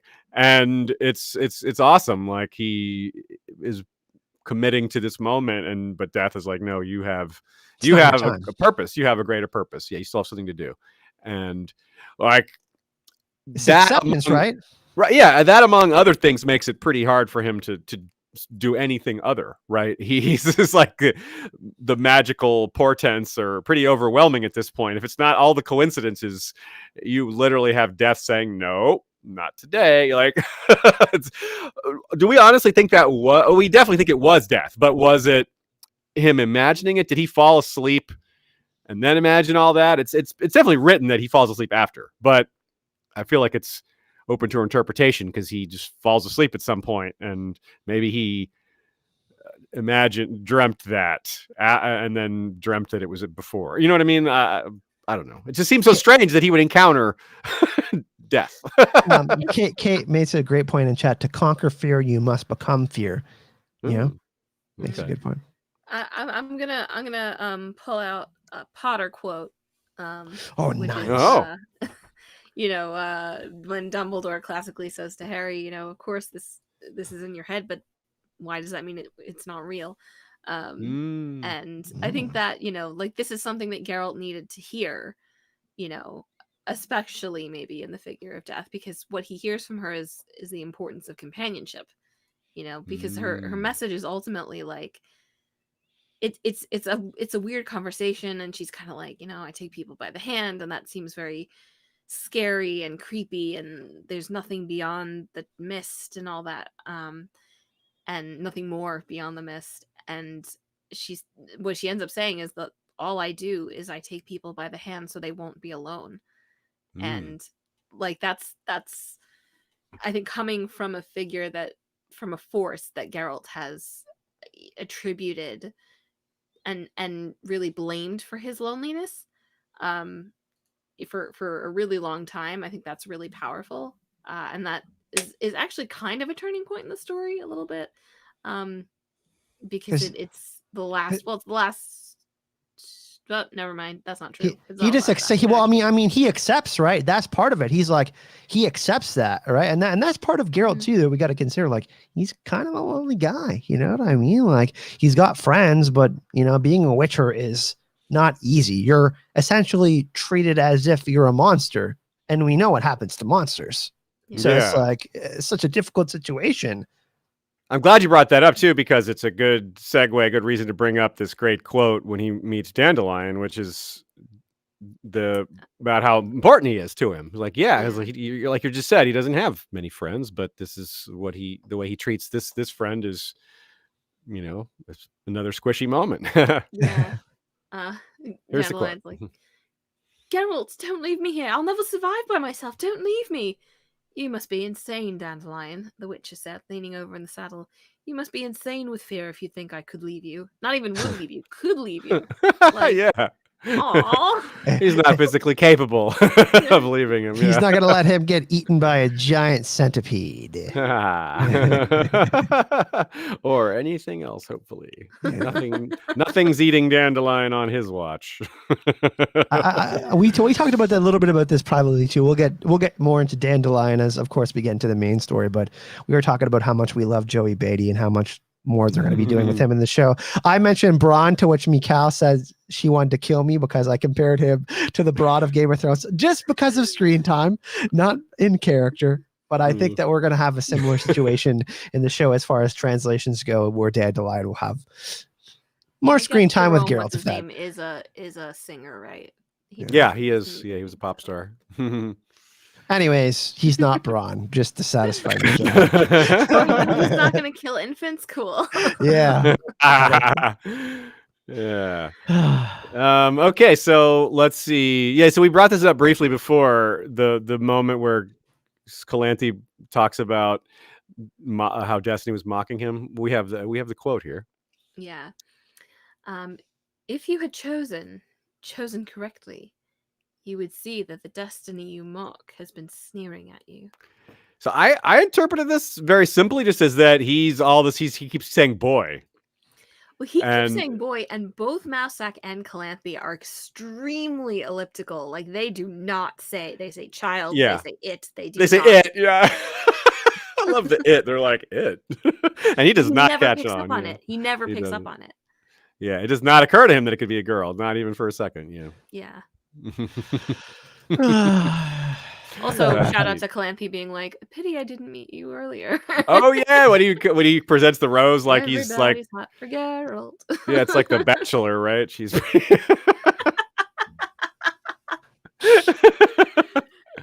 Oh boy. So moving on to a different plant. We're not to herb lore yet, but the trial of grasses is also kind of wrapped up in this conversation of the law of surprise, which is pretty cool because it's just another well done merging of ideas that we've seen. And Geralt is pretty surprised at how much she knows. We can start off with another cool quote here on that topic. You will take one child, the one you choose, a child you will turn into a witcher, assuming the child survives the trial of the grasses, naturally. Geralt jerked up his head. The queen smiled. He knew that smile, hideous and evil, contemptuous because it did not conceal its artificiality. You are astonished, she stated. Well, I've studied a little. Since Pavetta's child has the chance of becoming a witcher, I went to great pains. He alludes to the fact that he has oaths that prevent him from talking about these things. So how did she find out? That's part. I think that's part of his astonishment. Yeah, then he just talks about him. I think that's a recurring thing. He says he has oaths not to do things, and then just kind of later he's like, "I just made that up. They're my oaths. Like I just feel that way. They're not. They didn't make me swear anything. It's just kind of how I am." Is there a series that has the phrase "hideous smile" or "smiled hideously" more than The Witcher? I don't think so. Yeah, I mean that brought me right back to whatever that story is called. I can't. It's lost in the mists of my memory, but yeah, with her, like he has some line about like the variety of her smiles, and it's Oh yeah, contemptuous because it did not conceal its artificiality. That is a great line. Yeah. We also have an interesting exchange. Yeah, this is really neat. Like first of all, we'll set the stage briefly. She's like, well, she's trying to suss out all this stuff about being a witcher, and she's trying to figure out like how it works. Like, okay, so if you have a child of destiny, then how does this go? Then, well, how does it select? Why do you bother selecting them? Well, why are they, if they're a child of surprise, how come so many of them die? These are like really good, insightful questions. And it kind of leads to this exchange, I guess. Are all stories about the law of surprise myths? Yes, it's hard to call an accident destiny. But you witches do not stop searching. No, we don't. But it's senseless. Nothing has any point.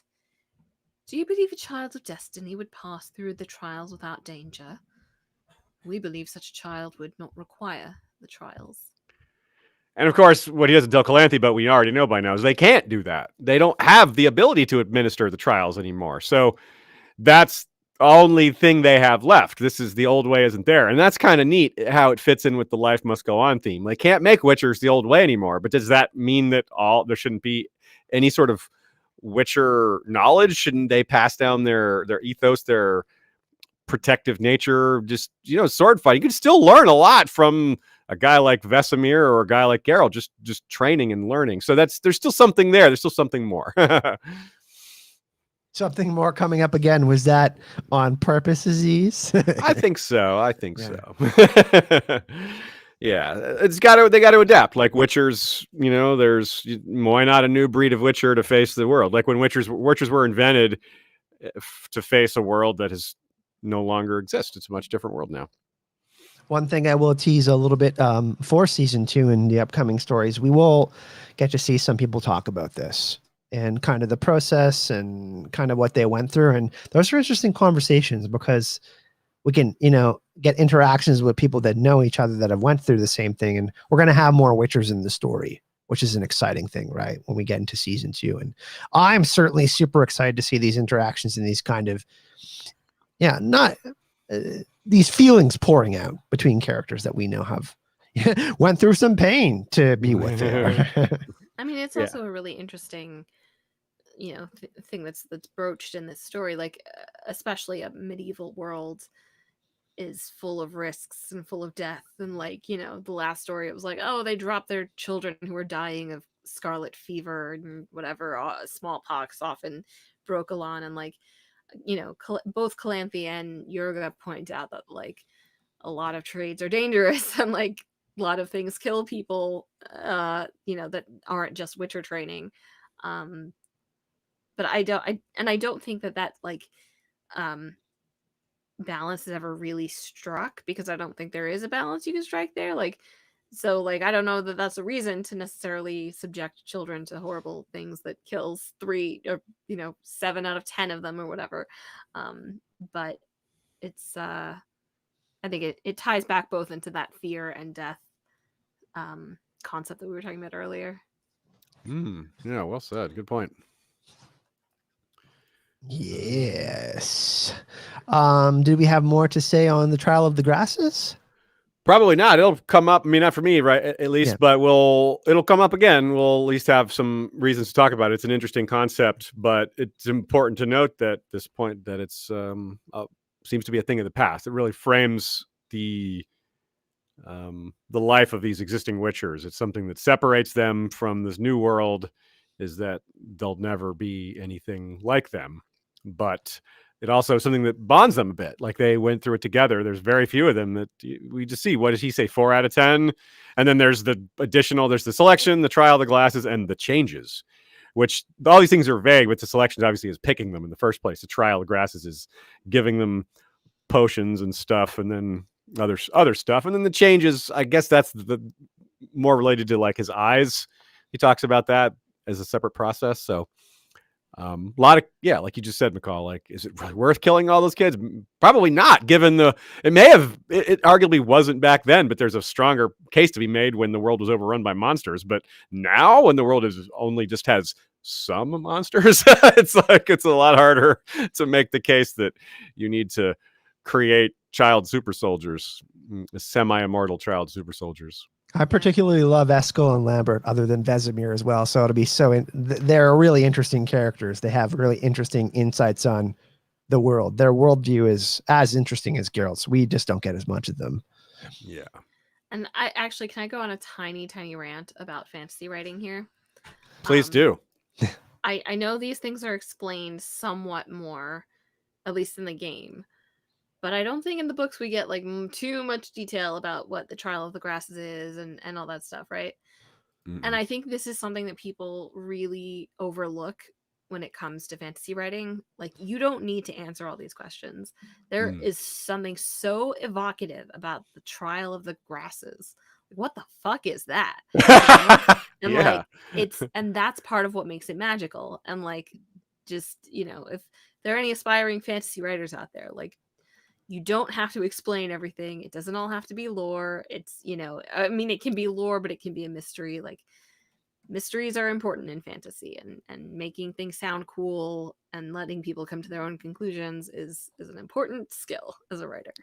Yeah, that's a great point to make, I think. And yeah, he just by giving us a tiny bit, just by telling us it's dangerous, right? And that it's mystical and secretive, and it's that you're so right. Ryan says it seems weed related. And both me and Aziz would have loved the Trial of the Grasses. The Trial of the Grasses takes place only at 4:20 on 4/20. We both enjoyed the Trial of the Grasses together, Aziz. Indeed. Well, he does say that they're stuffed with narcotics, so yeah. First there is the choosing. You have to pick you have to go to the store. And get your snacks. Just to Macrophage is also asking about the creatures that attacked Yerga and Geralt. Yeah. And my personal interpretation, again, this is my English major life talking, but I think it's actually really important that they aren't identified, because they are just basically like a violent swarm that come out of death, and they're attributed directly to the war. And I think that's kind of like, it's really interesting to lead into the main series, where we have kind of much fewer creatures and much more of the real evil is war and violence. And obviously not all Nilfgaardians, but like the force of Nilfgaard and what it represents is, to me, kind of very nicely summed up in the visual of this incredible, violent, unstoppable swarm that's coming at nightfall, and you can't do anything about it. It's like it adds more aftermath to the aftermath of war. Mm-hmm. Like, also undead creatures could come, and they may be some entirely new form of undead creature, because that's just how these things work. It's like Nilfgaard is death, sorcerers and sorceresses are death. We have monsters are death. Then we have animals. Like there's so much, you know what I mean? It's like kind of a lot if you think. Well, there's about a lot of cheating of death in this world. Like all those things you just named pretty much are not supposed to be around. Like Witchers people aren't supposed to live 90 years after they're already old. Things aren't supposed to come back to life and attack you. Like, yeah, these are. Yeah, what? I don't like that very much. I hope that never happens to any of us. Yeah. I never know what the 5G shots that we have now. Sorry, I had to. So speaking of, let's talk about herb lore. Yeah, when Geralt takes the black gall, he says, "I'll thrash around and rave as though dead. It's nothing. Don't be afraid, or don't be afeared. Rather, don't be afeared." It's an important distinction between afraid and afeared. I don't know what that distinction is, but I'm sure it's important. And yeah, so this is we do learn a bit later. Not a spoiler because it's not a plot point at all. Black Seagull, aka Black Gull, is somewhat magical. It has a magical element to it, and there's a white seagull, which we'll see pretty early in the next book. Again, not exactly a plot point, but it helps frame this moment. So that's why I want to highlight it, so you have some reference when you get to it, if you haven't already. And that's the milder, non-magical, but also has, but it's still natural and does have a mild hallucinogenic property too, as well. So Vicenna says it doesn't help with healing. He doesn't argue. He doesn't. I think maybe he knows that. Is that kind of where we fall? We've kind of discussed this already, but I wanted to make sure that we put a bow on that. That's on not that why concept. I'm doing it, Mom. It is really funny. Do you think maybe that's what he was doing? He was just trolling. He's like having the mom tell the son not to do drugs. That's good. And then we have this funny quote here. Yeah, the it's nothing. Don't be afeared. I'll thrash around and rave as though dead. It's funny that the word fear is in there. Yeah. Around is dead. More illusions. Now, Yennefer and Geralt go off to a juniper bush. Now, we've talked about juniper before. It was in the first story. It's about protection and cleansing, so there's a little bit of meaning there. But for the full description, you have to go back to the first episode. Juniper is also brought up as like a covering for the flavoring. This is there's only two particularly new herb lore bits beyond the black gull, which is obviously not real. But so juniper actually comes up twice here, and it's to mask flavor or to mask the ingredients of an elixir, and that's what Geralt notices as he's drinking what Vicenna gives him, and he tastes burdock, and burdock is well known in the world. It's traditional Chinese medicine. It's known to be a blood purifier, which is exactly what Geralt thinks of it. It's to get the toxins out. In America, like I think some native traditions use simmered burdock to counter rattlesnake venom, and burdock led to the invention of Velcro. How random, right? The way burdock seeds attach to things are basically a bunch of little tiny interlocking hooks, and some person whose name I forgot to write down noticed this and decided this would be a good way to build a product, and that's how we got Velcro. So the Serbo-Croatian word for burdock is the same word for Velcro, and in Polish the word bur and Velcro are the same. So that's pretty cool. Now here's a particularly weird thing. Since the Middle Ages, people have consumed a beverage called dandelion and burdock, and it's now a soft drink popular in the UK. I would say who knew, but clearly people in the UK do, if not their neighbors. So, but I'd certainly had never heard of dandelion and burdock, the drink. Have you guys? I guess that's no. I just mainly heard it was like used to treat infections or like serious ailments. And finally, one little moment. I think maybe this maybe was something here. There's a scent of wild cherry blossoms when Geralt and Calanthe are laughing about their shot in the dark exchange.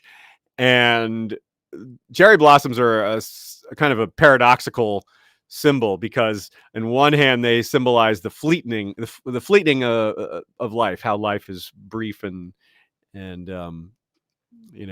capturing the best moments of it are difficult, and things like that. Concepts related to the notion of life being short and the best moments of life being fleeting. But also, their cherry blossoms are associated with immortality. So that's kind of the exact opposite. But also, this comes amidst the end of this scene. Don't forget, Calanthe says, "I have this thought that we'll never see each other again," and that, I feel like, that is connecting to this concept of life being fleeting and these special moments being special, because you get very few of them. And we just talked at the beginning about how Calanthe and Geralt's dialogue is a very special thing. We don't get enough of it, but it's great. In Chinese tradition, it's also seen. I spoke about transition earlier. It's a symbol of transition as well, but also is considered a symbol of love. So pretty interesting. Excellent. Definitely get some. We've had a discussion about fear and love being kind of, the two main emotion-based decisions that we make. All of our kind of feelings spawn from those two main emotions. Right on. Yeah. And that's gonna do it for today's podcast. Wait. I just want to give my funny moment. Oh, you okay. had your funny moment. That's right. Yeah. What guys. This is actually something I've been meaning to say for a couple of episodes, but I completely forgot every time.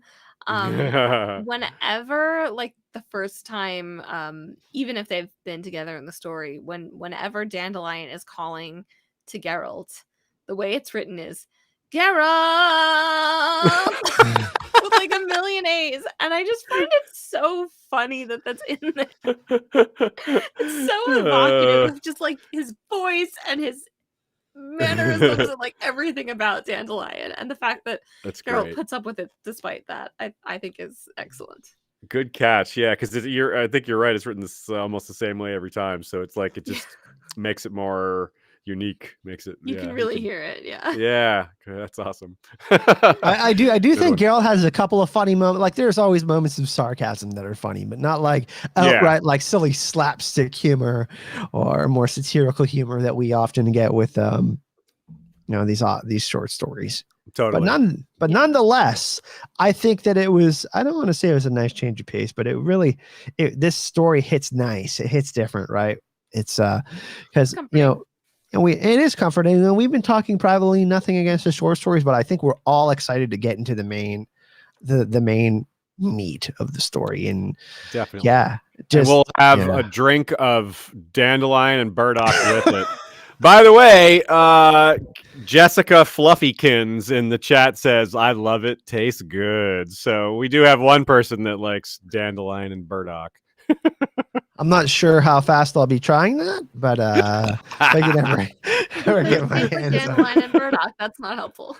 Yeah, a sweet, earthy taste. Yeah, okay. I have no idea what Burdock or Dandelion tastes like. Yeah, so.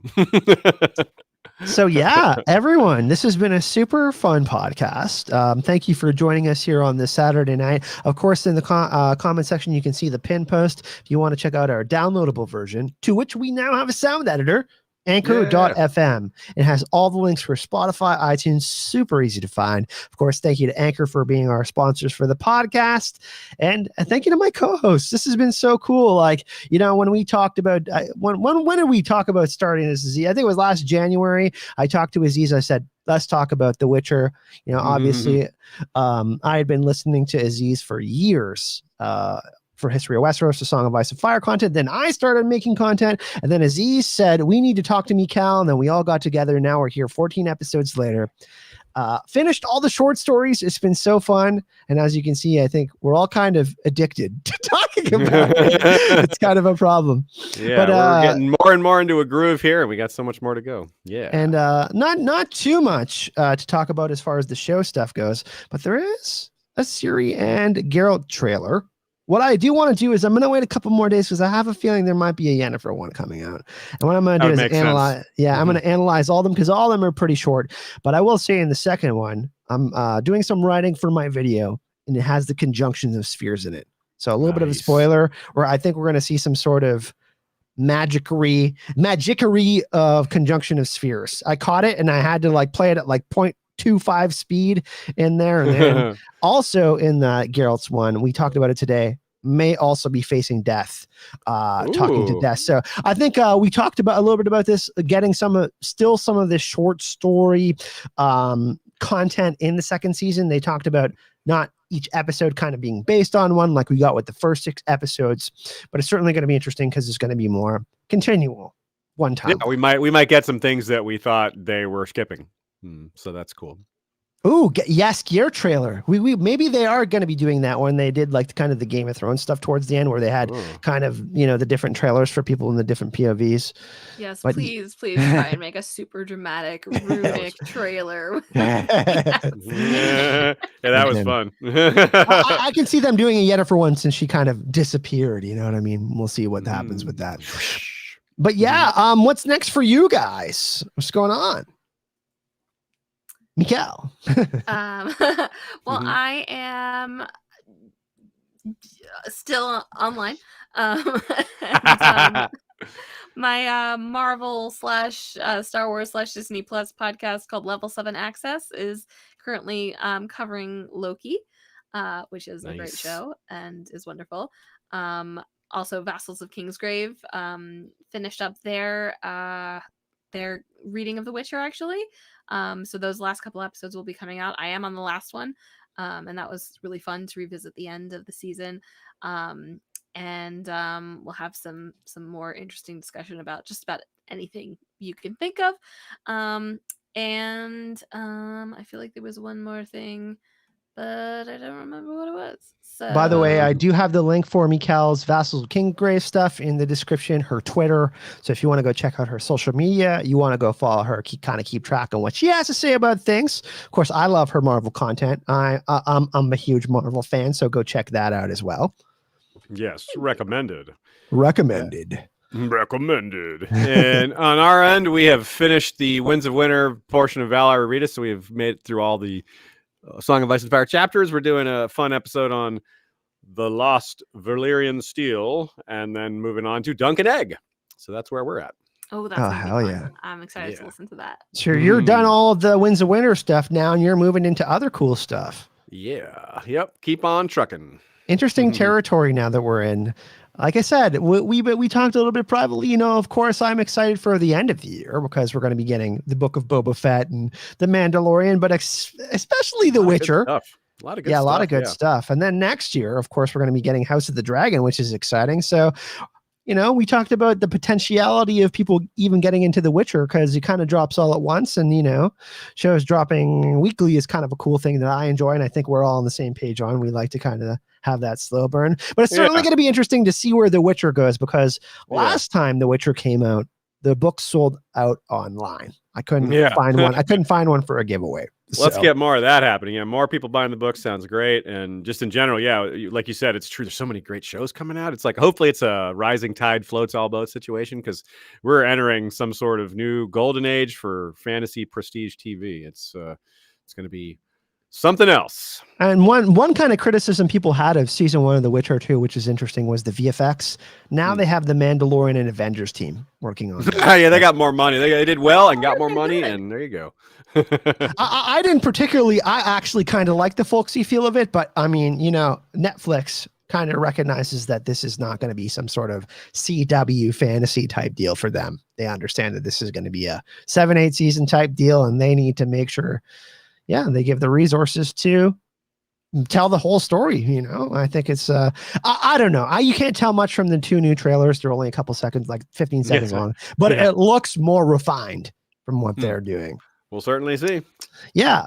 Quick shout out to our supporters, Aziz, before we go. Yeah. Also, by the way, all History of Westeros, Twitter, all of that in the description of the video. Easy to find for Aziz as well. Right on. Thank you for that. And yes, thanks to Maura, Ryan, Sam, James, LC, Amy, Barry, and Robert.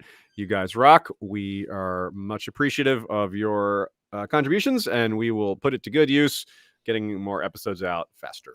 Of course, if you do want to support the podcast, you can hit the join button here on the channel, or you can go on Anchor, which is very easy. You go to support, you press the support button, $1, $5, or $10 are the options. Of course, you don't have to, but if you do want to help the podcast, like we said, we have enough support now that we got a sound editor. So that's pretty cool. You know what I mean? Yeah.